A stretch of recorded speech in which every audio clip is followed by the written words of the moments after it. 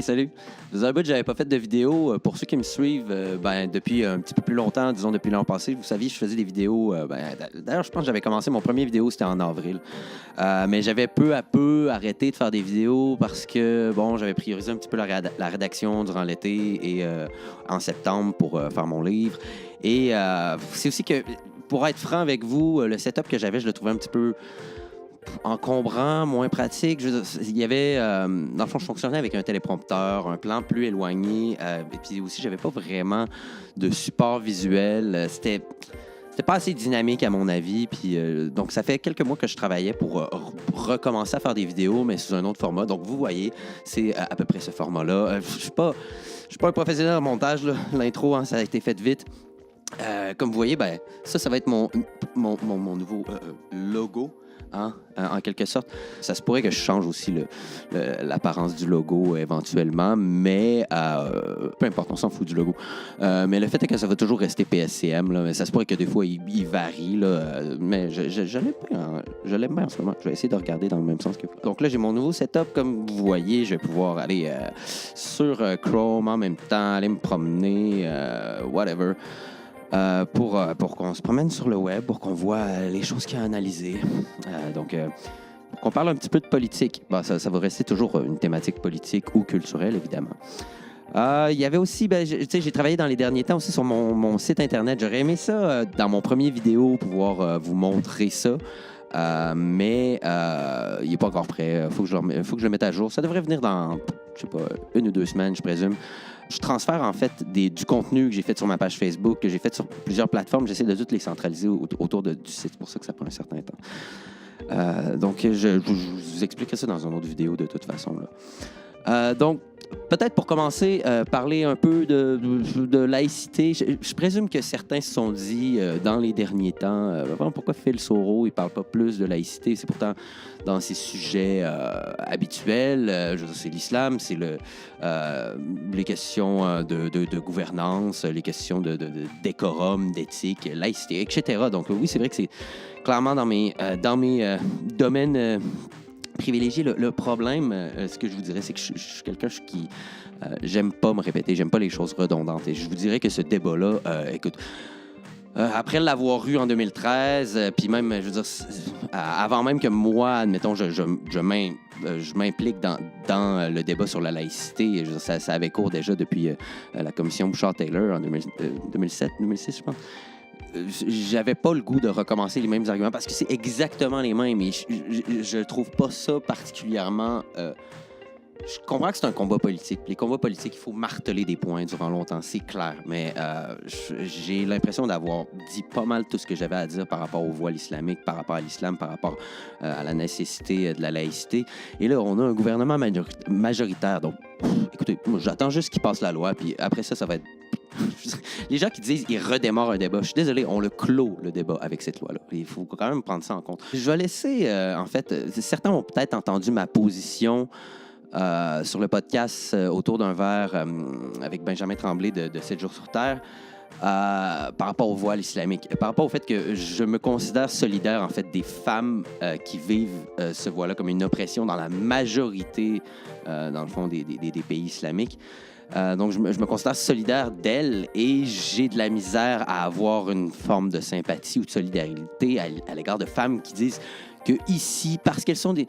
On va le spécifier, là, parce qu'elles sont des occidentales avec des droits, avec une largesse et un certain luxe d'avoir le caprice de dire « Oh, moi, c'est simplement un choix. » Parce que c'est ça, là. C'est parce qu'elles sont en Occident que c'est juste un choix. Mais au bout du compte, le voile islamique, dans la majorité du monde, dans la majorité des cas de son application, c'est une oppression. C'est une oppression de la femme, on le sait tous. Je te dis, je me fais texter en même temps. OK. Donc, c'est ça. Je vais laisser peut-être parler. Natacha Polony a dit quelque chose de... Elle a fait une très courte capsule de 1 minute là-dessus. Ça vaut la peine de l'écouter.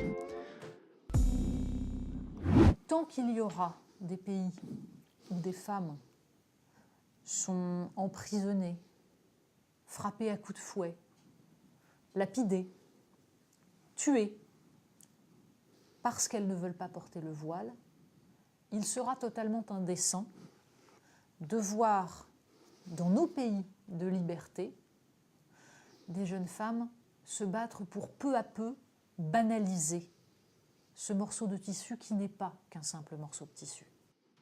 Donc, voilà, vous voyez, c'est aussi simple que ça, en fait. Moi, je suis désolé, je n'ai...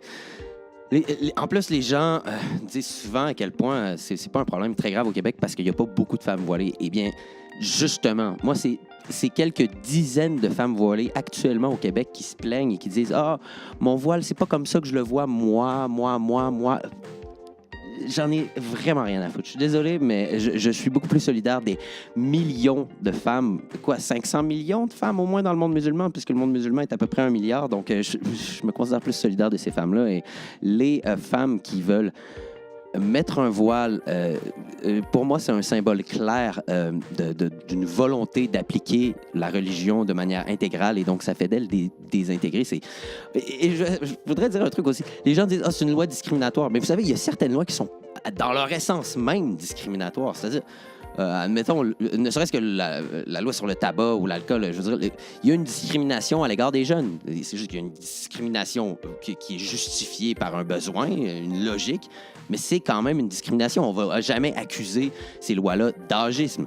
Alors, dans le cas précis, on parle, oui, la laïcité, c'est une loi discriminatoire, mais on parle justement de discriminer et d'éliminer les gens dans les administrations qui font passer la religion au-dessus de leur éthique professionnelle ou de leur code déontologique, ou etc., qui les tient en fait responsables de ne pas avoir de conflit d'intérêts. Et dans le cas précis, dans le cas actuel, c'est que je pense qu'une majorité de Québécois qui ne sont pas d'accord avec le voile, qui voient le voile comme un truc d'oppression. Donc, manifestement, il y a controverse autour du bout de tissu.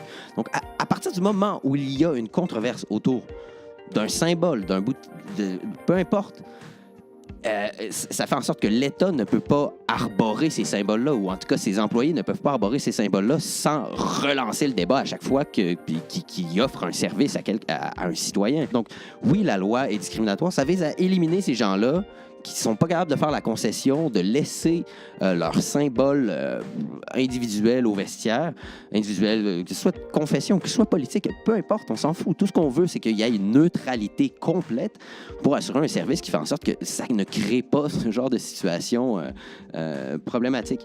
Et donc, oui, la loi est discriminatoire. Oui, si elles ne veulent pas se soumettre à cette loi-là, ben, qu'elles changent de pays, c'est tout. Bon, je me suis quand même emporté, même si je ne voulais pas en parler, comme vous avez vu. Sinon... Bah, c'est ça. On peut voir ici la fameuse manif là, qu'on a vue, c'était avec Charkaoui, ça. Ouais. Et si vous êtes sortis aussi aujourd'hui à l'appel du collectif canadien d'islamophobie, je vous dis, sortez dans toutes les manifestations, sans exception, tant qu'elles sont opposées à ce projet honteux.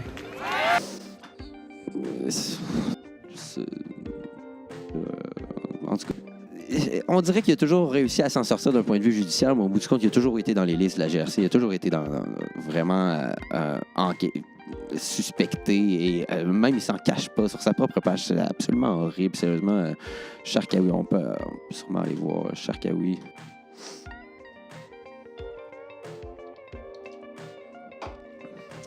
Imam, enseignant, militant des droits musulmans. Ça sonne tellement bien. Oh! Ah, wow, ça commence bien. Ça commence bien. T'as un soldat qui fait le signe peace à un petit gars. Et le petit gars répond pas par un signe peace. Regardez, le petit gars fait ça, qui est l'unicité de Dieu, et qui était le signe. Bon. C'est un signe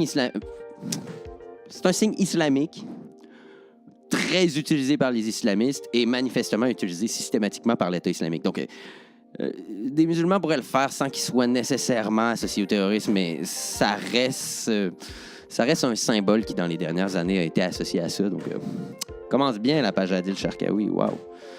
Mais il me semble que c'est mal zoomé, ça. Ah, mais ça, c'est sa page personnelle. Oh, je vais quand même pas être aussi intrusif. Sa page... où ta page Adil? Hein? C'est parce qu'il y a une page personnelle, même avec un petit checkmark. Regardez ça. Il est officiel. C'est un officiel. C'est une page authentique. C'est officiellement. De toute façon, on n'a pas besoin d'un checkmark. On le saurait que c'est officiellement lui, tellement c'est de la merde qu'il y a là-dessus. Checkez. Il dit « Les droits ne se donnent pas, ils s'arrachent. » c'est comme s'il sous-entendait qu'en fait, il n'avait jamais eu le droit et que c'est clairement une espèce de combat, de conquête de quelque chose. On n'est pas dans la logique de vous nous retirez des lois, c'est illégitime. On est dans la logique de nous allons aller conquérir de plus en plus de droits. C'est la logique de Charkaoui. Je suis désolé, mais toutes ces posts, c'est pas mal ça. C'est clairement une espèce de lutte civilisationnelle et il vise ultimement la victoire de la Oumma islamique. C'est un classique. Bon, il a posté des trucs de sa manif.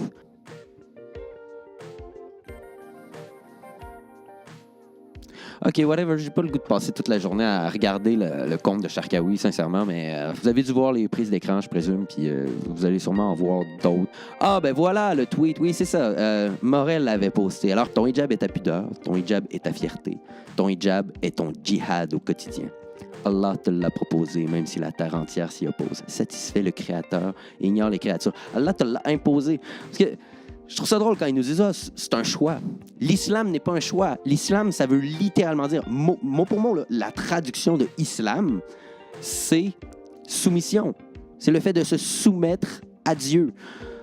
Donc, il n'y a pas de choix en islam. Donc, quand ils vous disent « c'est mon choix », je suis désolé, non, il n'y a pas de choix en islam. C'est la soumission à ce que Allah t'impose. Et Charkaoui, au moins, écoutez, j'ai pas de sympathie pour lui, mais au moins, ça a le bénéfice d'être assez clair. Hein? À la limite, ça serait pratique qu'il y en ait un peu plus comme lui pour montrer aux Québécois c'est quoi des vrais musulmans pratiquants intégristes. En fait, j'en veux pas plus, mais en tout cas, vous voyez ce que je veux dire. Mais sinon, entre autres, vous avez dû voir aussi passer la nouvelle qu'il y avait 5 chaînes, pages Facebook qui avaient été bannies de Facebook, dont une de Faith Goldie. Alors, Soldier of Odin, toutes les autres, écoutez, c'est manifestement des trucs d'extrême droite, un petit peu fascistoïdes, là. Ils apprécient l'esthétique runique, un peu scandinave. Vous voyez, c'est clairement des groupes fachos. Okay, on peut le dire assez franchement. Pour ce qui est de Faith Goldie, j'ai un petit peu de misère avec ça. Et j'ai l'impression que ce bannissement-là qu'ils ont fait en même temps que toutes les autres, c'était comme pour empêcher la critique par rapport à Faith. Je veux dire, c'est comme s'ils ont juste mis Faith Goldie dans tout le lot de ces fachos-là. Écoutez, Faith Goldie est très de droite. Parfois, souvent, je crois, plus de droite que moi. Et je dois admettre qu'elle a probablement fait une erreur en allant à Charlottesville et en protégeant en quelque sorte un peu les organisateurs, en allant à une émission c'était un média fasciste, un média d'extrême droite. En tout cas, qui se revendique littéralement d'extrême droite, là, qui n'est pas juste accusé d'extrême droite, qui l'est d'extrême droite. Donc, c'est vrai qu'elle a peut-être fait une erreur à ce moment-là. Elle s'est fait renvoyer de Rebel Media. Écoutez, c'est vrai qu'elle est très de droite, mais ça reste que la mettre dans le même paquet que des organisations, littéralement, parce qu'en plus, là, on parle d'une personne, une commentatrice politique, et là, elle se fait mettre dans le même camp que des groupes politiques d'extrême droite. Et c'est ça, c'est dans le même grand mouvement là, de censure qu'il y a eu. On les a vus s'attaquer à Alex Jones, évidemment. On les a vus s'attaquer aussi à Gavin McInnes. On les a vus s'attaquer à Crowder. On les a vus s'attaquer à Milo Yiannopoulos, à Lawrence Southern. Je veux dire, ils sont tous passés. Et pour certains là, qui sont pas ou qui connaissent pas là, justement ces commentateurs politiques là et qui pour vous là, parce que vous avez lu dans les médias, pour vous c'est des commentateurs d'extrême droite. Je veux juste vous dire une chose, c'est la droite comme la gauche, c'est beaucoup plus large et les gens que je viens de nommer sont pour la plupart, ce sont des conservateurs plutôt classiques, là. C'est juste que la gauche s'est tellement déplacée à gauche que tout ce qui est à droite lui apparaît comme d'extrême droite, alors que c'est une folie. Ce n'est pas des fascistes. De toute façon, à la base, le fascisme fonctionne quand même sur une forme de planification économique centrale autour d'un État ultra fort, tandis que des conservateurs classiques, habituellement, sont plus des libéraux capitalistes qui ne veulent pas un État fort. Donc, il y a plein de confusions là, qui sont faites là-dedans, qui font en sorte qu'on fait des amalgames complètement ridicules à droite. Et au bout du compte, le but vise juste à bannir la parole conservatrice et de droite. Là. C'est pas l'extrême droite qu'on est en train de bannir. Là. C'est la parole, c'est juste la droite mainstream qu'on est en train de bannir actuellement. Ces commentateurs-là sont peut-être plus de droite que, admettons, les conservateurs canadiens, mais ça reste que les conservateurs canadiens auraient été susceptibles de consommer ce genre de contenu-là sans nécessairement adhérer à tout. Et c'est de même qu'il faut que vous voyez ça aussi. Hein. On n'est pas obligé d'adhérer à tout ce que dit un personnage. J'adore Alex Jones, même si je suis pas conspirationniste à ce point-là, puis des fois, il délire. Mais je le trouve hilarant, je trouve qu'il donne un bon show, puis j'adore cette personne-là, et je trouve ça triste qu'il soit plus là. T'sais, on peut le critiquer, on peut dire qu'il dit n'importe quoi, mais pour ceux qui ont écouté le podcast de Joe Rogan, je trouve vraiment que ce gars-là vaut la peine d'avoir une plateforme, tout simplement parce que il est vraiment entertainant. Bon, donc évidemment, on a vu, c'est ça, hein, ce fameux Xavier Camus qui s'est attaqué à elle. Non, en fait, pas à elle. Il s'est attaqué à Duhem, encore, parce que là, il veut associer Duhem à Faith Goldy. Donc, vous voyez ce que je veux dire par les espèces d'amalgames où là, c'est rendu que c'est l'ensemble de la droite qu'on veut faire taire? Ben c'est ça. Donc là, c'est Duhem qu'on essaie d'associer à Faith Goldy pour éventuellement que les médias sociaux censurent Duhem, qui est quand même une figure assez mainstream, on va se le dire. Il y a un truc que je voulais regarder, par contre, avec vous, c'est ouais, j'allais dire ce shit-là, ça vaut quand même la peine de l'appeler shit parce que c'est vraiment... sérieusement, je suis plus capable de ce genre de truc. On va l'écouter en même temps, là. Jesus, can you hear me? I don't know where else to turn it. I'm desperate. I need your help. OK, non. OK, bon, vous avez compris le concept, là. C'est que, tous les Blancs, ils disent que Jésus était blanc, puis tout le kit. OK, ça me fait capoter, ce truc-là, parce que non, Jésus n'était pas comme style scandinave, blond aux yeux bleus, etc. On s'entend tout là-dessus, là. Mais, je veux dire, c'était un Méditerranéen, c'était quelqu'un de basané. C'était pas un black. C'est quoi?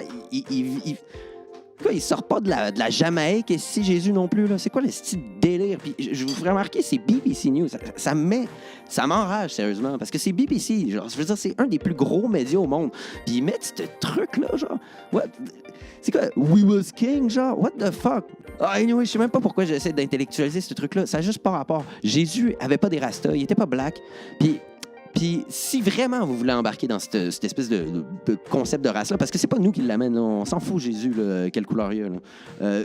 Mais si vous vraiment voulez amener ce concept de race-là, je veux vous rappeler c'est quoi les divisions traditionnelles des races, là, dans le temps où les gens étaient racistes comme vous l'êtes. Là, les Caucasiens, là, je veux dire, ça inclut les Arabes. Les Arabes sont des Caucasiens, OK? Tout comme, tu sais, les Italiens, là, ils n'ont pas des yeux bleus, là, sont plus basanés aussi, sont plus foncés. Les Espagnols aussi, les gens du Moyen-Orient sont inclus dans les Caucasiens aussi. C'est tous des Blancs, en fait. Je suis prêt à admettre que Jésus ressemblait plus à un Arabe. Je serais prêt à reconnaître que les Araméens ressemblaient un peu à des Arabes, les Juifs aussi. Je veux dire, c'est tous des Sémites, en fait. C'est des ethnies sémitiques. Je suis prêt à admettre ça. Mais de là à admettre que Jésus était noir, sérieusement, là, BBC produit tellement de la merde, là, ces temps-ci, c'est incroyable. Tu sais, c'est essentiellement ça, c'est l'homme blanc, l'espèce d'homme blanc stupide, là, qui a comme c'est le bigot, là. Puis là, il se fait faire la morale par le grand Rastaman. Fuck that, sir. Bon, sinon, hier, j'ai vu aussi que Jawad Ben Daoud redevient un mème et affole Twitter jusqu'aux États-Unis. C'est qu'en fait, là, les familles des victimes, c'était le 13 novembre. En tout cas, c'était un attentat terroriste à Paris. Là, il voudrait que les gens arrêtent de partager des memes sur Jawad Ben Daoud, qui était...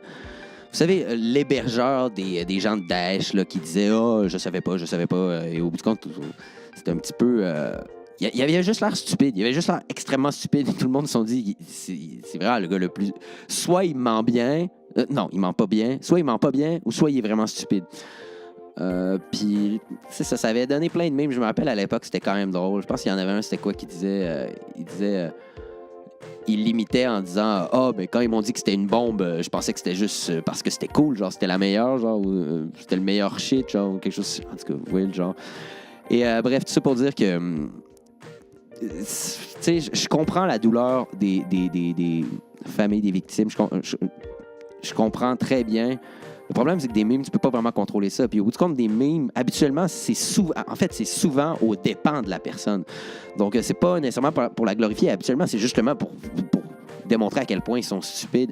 Et il y a aussi un phénomène qu'on observe, c'est qu'à partir du moment où tu essaies de bloquer des memes, tu essaies de les empêcher, en fait, ça fait encore plus rire les gens parce qu'ils se disent c'est tellement stupide, mais c'est devenu quelque chose de comme sérieux. Fait qu'en tout cas, dans tous les cas, je comprends un petit peu que ça ramène peut-être des... je comprends que les gens veulent pas, disons, glorifier ce personnage-là, mais en même temps, les gens les plus stupides au monde, ils ont la vertu d'être meilleurs au monde en quelque chose. Puis, en tout cas, c'est embêtant. On peut pas vraiment arrêter ça. Je pense que le monde va continuer à rire de Jawad Ben Daoud. Il n'y a pas vraiment de quoi à faire par rapport à ça. Bon, maintenant... en voulant recommencer à faire des vidéos, comme je vous disais, autant au niveau du format que du contenu, je voulais de quoi de plus relax un peu. Je voulais pas comme des espèces de textes tout scriptés avec un téléprompteur. Et aussi, au niveau du contenu, j'aimerais ça couvrir un petit peu plus... des choses un petit peu plus légères, parce que j'ai l'impression que souvent, là, les gens, la politique, ça leur monte à la tête et j'ai l'impression... Je sais pas comment dire, dans les dernières années, c'est comme si j'ai réalisé qu'il est possible de faire de la politique en ayant du plaisir, c'est-à-dire... Et, bon, ça paraît un peu méchant à dire, mais il faut être un peu moqueur. Je crois que c'est bénéfique au débat en général si les gens sont capables de rire au moins un peu, même si c'est aux dépens de leur adversaire. Écoute, au moins ils rient. Au moins, je veux dire, ils font des blagues. Hein. C'est quand même mieux que des camps politiques qui sont en train d'affûter leur couteau, disons. Donc voilà, c'est ça, je voulais regarder un petit peu des affaires comme ça. Je sais pas si vous avez vu passer... je sais pas si les gens connaissent le meme voyons, Pepe the Frog. Pepe the Frog a comme vécu une évolution, je sais pas trop pourquoi. Depuis 2 semaines, il est toujours en clown comme ça. Et en fait, la signification qu'il a comme pris depuis quelques temps... On va retourner juste voir Pepe the Frog. Juste pour expliquer aux gens, là, Pepe the Frog a commencé, puis il était ce personnage un peu triste comme ça ici. Puis c'est ça, dans le fond, il était triste, il était comme un peu à l'écart, dans le fond, des gens. Il pleurait souvent, puis dans le fond, ça représentait un peu le sentiment de rejet, en quelque sorte. Puis à partir d'un certain moment... en fait, ça a comme coïncidé avec l'élection de Trump ou la campagne. Puis Trump a été comme perçu comme un troll et je sais pas pourquoi je l'ai arrêté face à celle-là. Mais c'est ça, donc Trump est apparu et là, Pepe, à partir de ce moment-là, a commencé à avoir une espèce de regard confident et un regard un peu baveux, en fait. Puis puis on l'a plus associé à ça. Et à partir d'un certain moment, là, c'est devenu cette face-là que vous avez sûrement vu passer, qui représente un peu la face de genre... tu savoures ta victoire, tu regardes un peu tes ennemis en train de se faire massacrer. Et donc, c'est pour ça qu'avec l'élection de Trump et avec tout le mouvement populiste, la droite s'est mise à l'utiliser. Mais là, évidemment, tu as eu les Vice News, etc., qui disaient c'est rendu un symbole d'extrême droite. Et ça rend... Je veux dire, ça fait juste encore plus rire les gens de droite parce qu'ils disent c'est juste une joke, c'est juste parce qu'on est de droite puis on s'envoie un... Tu sais, le meme n'est pas politique en soi, c'est juste ça représente un sentiment de victoire, ça représente pas la white supremacy comme ils le disent tout le temps, mais au bout du compte, ils ont fait en sorte que... En tout cas, les médias se sont mis à dire que c'était un symbole d'extrême droite. Et là, c'est ça. Et il a continué à avoir des variations comme ça de Pepe the Frog. Mais c'est sûr que le fait que les médias l'aient condamné comme de quoi d'extrême droite, ça l'a éventuellement un peu réduit à un meme de droite. Mais là, c'est ça. Bref, maintenant, Pépé est rendu toujours déguisé en clown parce que là, c'est comme on voit l'élection de 2020 arriver. Trump est en bonne posture. L'enquête Mueller, ça l'a pas marché. Je veux dire, Trump se porte tellement bien en ce moment que là, on sent une certaine confiance chez les gens de droite aux États-Unis. Puis là, comment je l'interprète, c'est que là, Pépé, dans le fond, il se déguise en clown parce qu'il est prêt pour l'élection, parce que des élections, c'est clownesque, parce que t'as juste au bout du compte à troller les démocrates. Les démocrates vont péter une coche, ils vont se mettre à péter des vitrines, dire qu'il y a du fascisme partout, puis toi, t'as juste à poster des petites images de clowns, faire « honk, honk, honk ». T'as même plus de besoin de débattre avec les démocrates, t'as juste à faire « honk, honk », puis ça va... c'est ça. Donc, c'est ça un petit peu le bismuth. Puis là, il est mis sur le corps d'Alex Jones. Si vous avez vu le podcast à Alex Jones, parce qu'à ce moment-là, dans le podcast, il dit « I'm gonna be honest, I'm kind of retarded ». Mais donc là, c'est ça, c'est comme l'élection arrive, « I'm gonna be honest, I'm kind of a clown ». OK, nice. Ben nice d'ailleurs sur la page, ça vient de la page God Emperor Trump, ça vaut vraiment la peine. très bon meme pro-Trump là-dessus. Ah, il y en a un autre juste ici d'ailleurs. Donc voilà, encore, ça explique ce que je disais. Il n'y a plus de débat à avoir, c'est juste un NPC démocrate, honk, puis il va réagir de la même manière que peu importe ce que tu vas y dire.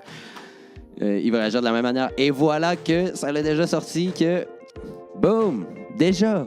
Ils sont rendus vite, les journalistes. Hein? Ils savent, ils suivent les memes, puis ils disent « Oh, nouvelle mouvance d'extrême droite. Honk va être rendu un terme d'extrême droite, tout le monde. Donc, utilisez plus honk. Enlevez-les de toutes vos bicyclettes. Essayez de vous départir de tout ce qui pourrait ressembler à un clown parce que bientôt, vous ne pourrez plus être une petite grenouille parce que c'est d'extrême droite. Bref, anyway, vous avez compris ce que je voulais dire. Je pense qu'on va arrêter ça là. Donc, comme je vous disais, je vais vous reparler bientôt pour mon site. On va essayer puis je vais essayer de continuer à faire ça, là, des espèces de capsules comme ça. J'aime bien le format. Je peux me promener. C'est cool. C'est ça. Ciao!